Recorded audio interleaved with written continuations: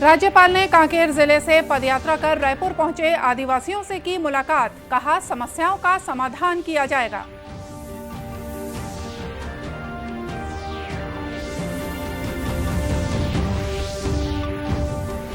देश में अब तक 103 करोड़ 53 लाख से ज्यादा कोविड रोधी टीके लगाए जा चुके हैं।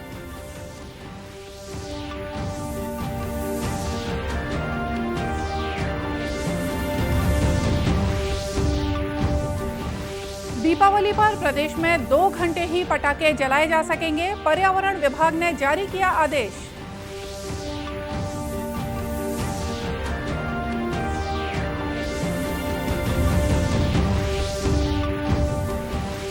और मुंगेली जिले में 21वीं राज्य स्तरीय शालेय क्रीड़ा प्रतियोगिता का शुभारंभ। प्रदेश भर के खिलाड़ी हो रहे हैं शामिल।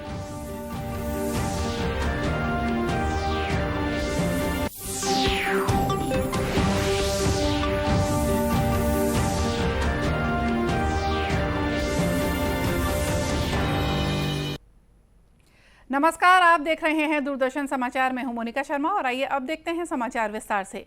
राज्यपाल अनुसुईया उइके ने कांकेर जिले से पदयात्रा करते आ रहे आदिवासियों के समूह से मुलाकात की। इंडोर स्टेडियम में करीब 14,000 आदिवासी आज सुबह कांकेर जिले के बंडापाल, कोलर परगना और रावघाट क्षेत्र के 58 ग्राम और 14 ग्राम पंचायतों से आए हुए थे। इन आदिवासियों से मिलने पहुंची राज्यपाल ने कहा कि प्रदेश के 13 जिले पूर्ण रूप से और 5 जिले आंशिक रूप से अनुसूचित क्षेत्रों में आते हैं। राज्यपाल ने प्रतिनिधि मंडल से कोविड-19 के प्रोटोकॉल का पालन करने और टीका लगाने की अपील की। 14 ग्राम पंचायत और इन लोगों का कहना है कि इसमें मतलब इन्होंने 53 दिया, 58 ग्राम जो है जहाँ के ये सारे लोग आए हैं। तो इस तरह से आपने देखा होगा नारायणपुर जो इनके लिए केवल 20 किलोमीटर होता है, ये 14 ग्राम पंचायत, और इनको जाना पड़ता कांकेर जो 150। तो वास्तव में ये इनके साथ तो अनजस्टिस है ना। तो ये जो लेटर है ये 25/10 को कलेक्टर के द्वारा सरकार को ये प्रस्ताव दिया गया और जिसमें इन सारी ग्राम पंचायत जो शामिल करना है और उस स्तर पर कार्रवाई के लिए प्रदेश स्तर पर इसको लेटर और ये पूरे नक्शा के साथ ये जारी हुआ। पता ही है, पहले तो होना चाहिए था ना। चलिए अब कम से कम शुरुआत हुई है।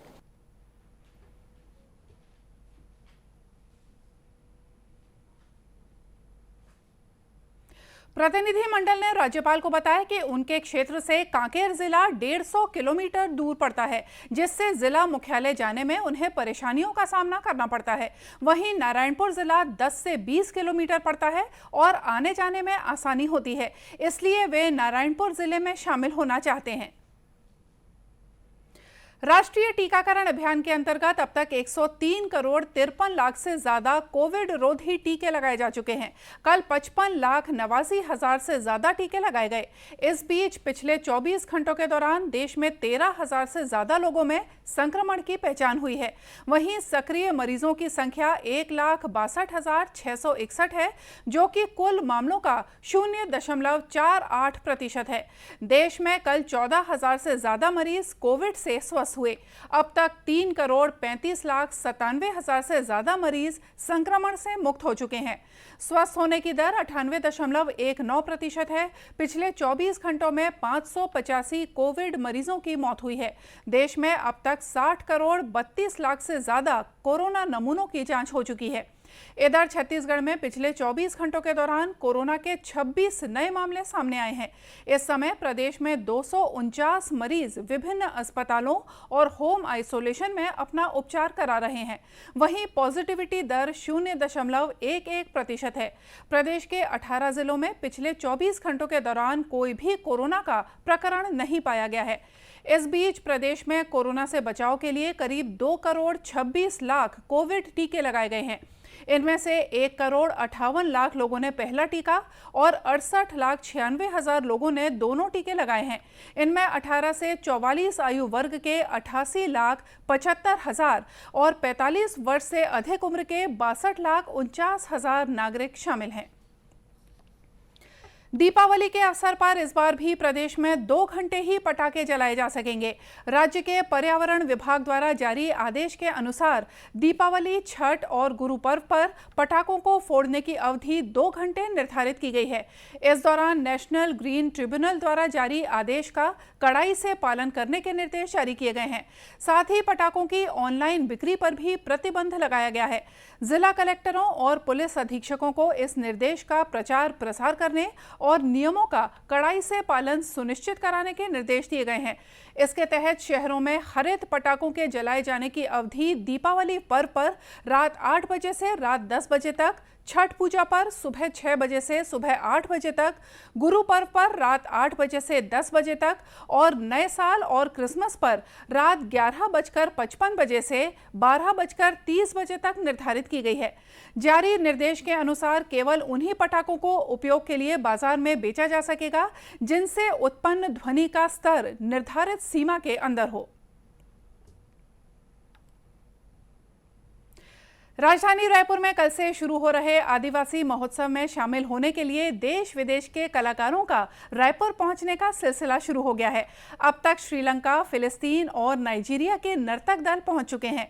आदिवासी विदेशी प्रतिभागी आदिवासी नृत्य महोत्सव में भाग लेने को लेकर बेहद उत्साहित हैं और छत्तीसगढ़ को भ्रमण के लिए बढ़िया जगह मान रहे हैं।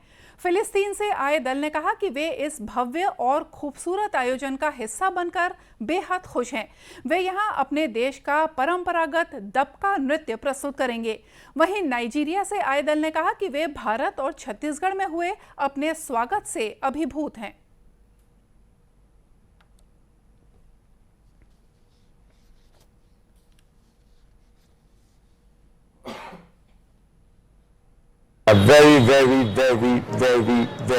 Very excited.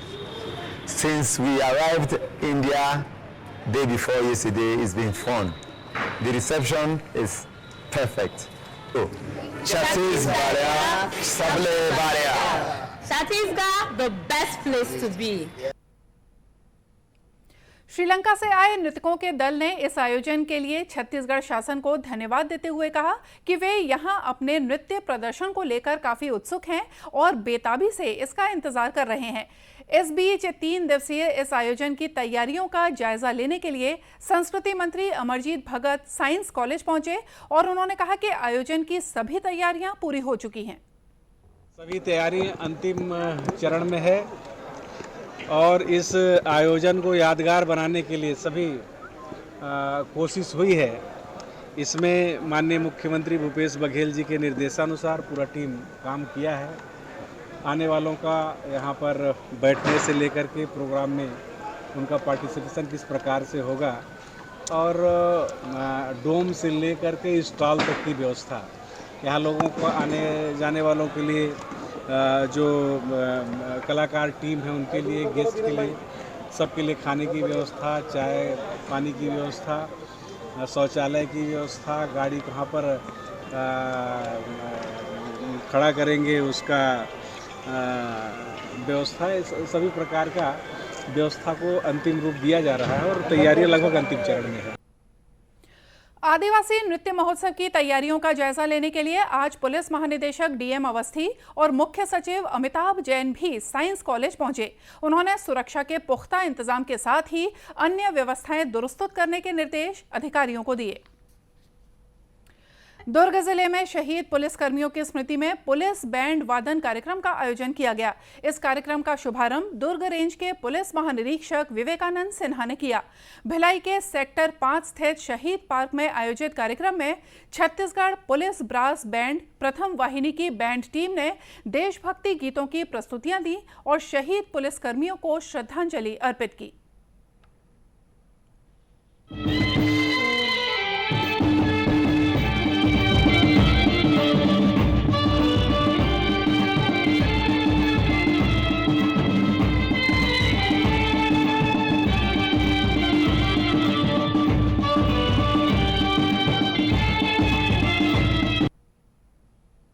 दुर्ग रेंज के आईजी विवेकानंद सिन्हा ने बताया कि कार्यक्रम का मकसद शहीद पुलिसकर्मियों की स्मृति को संजोने के साथ ही राष्ट्रीय एकता का संदेश देना है।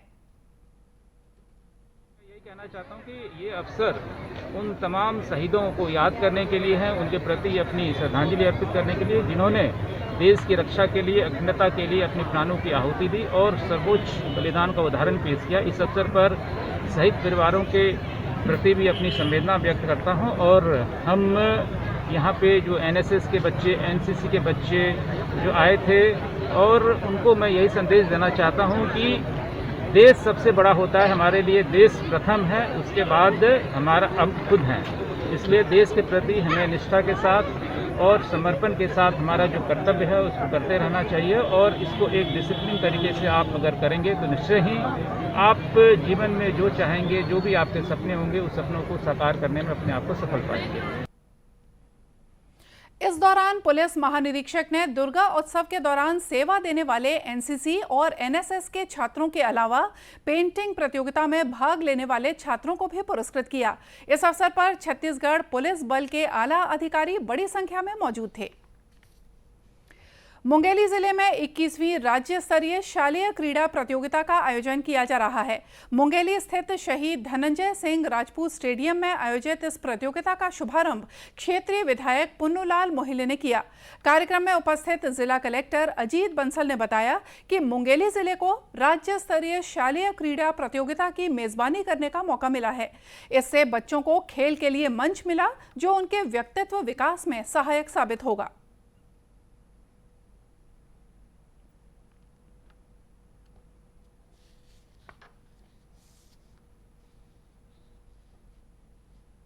उनतीस जिले के 770 खिलाड़ी 5 जोनों के माध्यम से यहाँ आए हुए हैं और ये आगामी 4 दिनों तक यहाँ रहेंगे और कैरम, चेस, सिलंबम एवं गतका ये 4 तरह का खेल है और आर्म रेसलिंग, इन सभी खेलों में बच्चे जो है आगामी 4 दिनों में ये खेल करेंगे और इन लोगों के लिए सभी प्रकार की व्यवस्था जो है, आवासीय व्यवस्था वगैरह और परिवहन की व्यवस्था की गई है और उम्मीद करते हैं कि आगामी 4 दिनों में यहाँ पर बच्चे अपने प्रतिभा का प्रदर्शन कर पाएंगे। इस आयोजन के संबंध में जिला शिक्षा अधिकारी सतीश पांडे ने बताया कि 3 दिनों तक चलने वाली इस प्रतियोगिता में कैरम और शतरंज सहित कई खेलों में खिलाड़ी अपनी प्रतिभा का प्रदर्शन करेंगे। छत्तीसगढ़ राज्य के विभिन्न जिलों से यहाँ प्रतिभागियों का आगमन हुआ है जो राज्य स्तरीय शालेय क्रीड़ा प्रतियोगिता में भाग लेने के लिए यहाँ पे शामिल हुए हैं। मैं सभी प्रतिभागियों को उनके प्रदर्शन के लिए बधाई देता हूं और साथ ही एक बेहतर खेल भावना के विकास से वो खेलें और मुंगेली जिले में जिला प्रशासन की तरफ से भी उनका स्वागत करता हूं। कुछ व्यवस्थाएं कुछ खास की गई हैं जो बच्चों की सुरक्षा को लेकर के या फिर बच्चों की सुरक्षा को देखते हुए, कोरोना को देखते हुए जो भी शासन की तरफ से गाइडलाइंस हैं उन सबों का पालन किया जा रहा है और जो स्वास्थ्य विभाग की टीम है उनको भी निर्देशित किया गया है कि किसी भी अगर कोई भी ऐसी कंटिजेंसी आती है तो उसके लिए विभाग की टीम तैयार रहेगी। 29 अक्टूबर तक चलने वाली इस प्रतियोगिता में प्रदेश भर के अलग अलग जिलों से 770 खिलाड़ी भाग ले रहे हैं।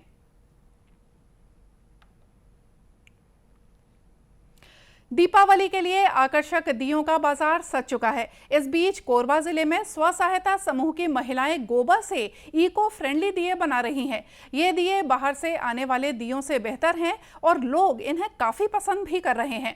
जिला मुख्यालय से 35 किलोमीटर दूर कटघोरा विकासखंड में जननी महिला समूह की महिलाएं आत्मनिर्भर भारत के सपने को साकार कर रही हैं।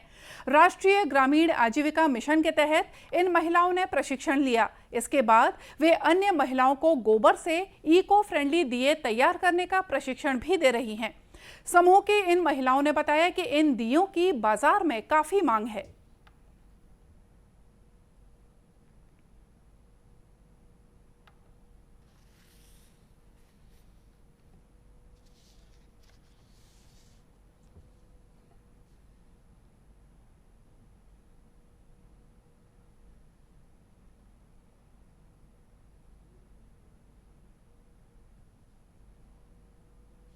लागत तो सर गोबर के दिए को बनाने में ज़्यादातर लागत नहीं लग रही है। जो हम लोग का जो प्रीमिक्स पाउडर है वही बस लागत के अनुसार से लगती है और बाकी तो गोबर मुफ्त में ही मिल जाती है, घर में उपलब्ध होता है। क्या क्या दिए बना रहे हैं, किस प्रकार के दिए बना रहे हैं? हम लोग सर गोबर के दिया बना रहे हैं और साँचे से बना रहे हैं और अपना उसमें सजावटी के लिए है, शुभ लाभ बना रहे हैं और गणेश जी का प्रतिमा बना रहे हैं और लक्ष्मी जी का प्रतिमा बनाए हुए हैं। इस संबंध में कलेक्टर रानू साहू ने बताया कि केंद्र सरकार की महत्वाकांक्षी योजनाओं में शामिल राष्ट्रीय ग्रामीण आजीविका मिशन से इन महिलाओं को आत्मनिर्भर बनने में मदद मिल रही है।